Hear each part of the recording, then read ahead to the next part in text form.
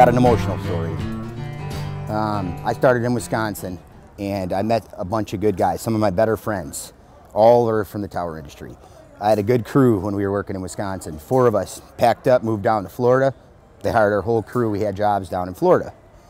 I met some really good tower hands down in Florida, real dedicated, passionate guys. One of them was an older gentleman, been in the industry a long time.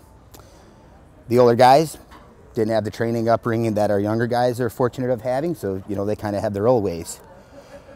I'm not going to mention any names, but my friend's from Rhode Island, and he had the opportunity while working in Florida to do a Rhode Island job, so they shipped him to his home state, and they were doing work. They were on a 400-foot tower, and they were bringing up sector mounts that the antennas hang on to install. They were going to install them at the 380-foot level, so only 20 feet below the top of the tower, and it was a guide tower with the wires that supported. The rig was close.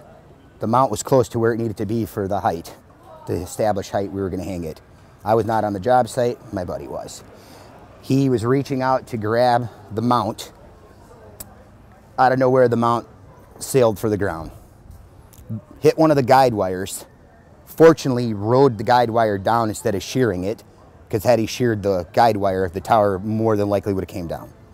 However, the sector, fully dressed out, quite heavy, slammed through the equipment shelter building next to the tower. Foreman gets on the radio, says, "Hey, my friend's name, you got to come on down, let's talk about this." My friend didn't realize what had happened. He was pretty shook up, and he had a 400-foot climb. He gets to the ground. They notified him that it killed 2 technicians in the shelter.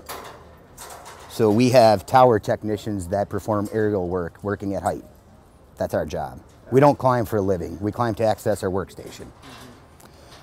On the other side, you have your cell techs. They implement the network. They keep the ground portion of the RF feeding the tower. We keep the tower working. To the techs, one was older, gentleman, seasoned, training his young apprentice. Young apprentice just had babies, twins, 3 weeks prior to the incident. The story behind that is the foreman, who was capable, was going through some troubles, had some family troubles, woman troubles. He was spending a lot of time on the phone. He let an unqualified worker run the hoist. The hoist got overlapped how the wraps go on the drum, and it snapped the rope. And then the mount came down. The foreman, he went home that day to his family. The guy in the shelter who was practicing safety did not.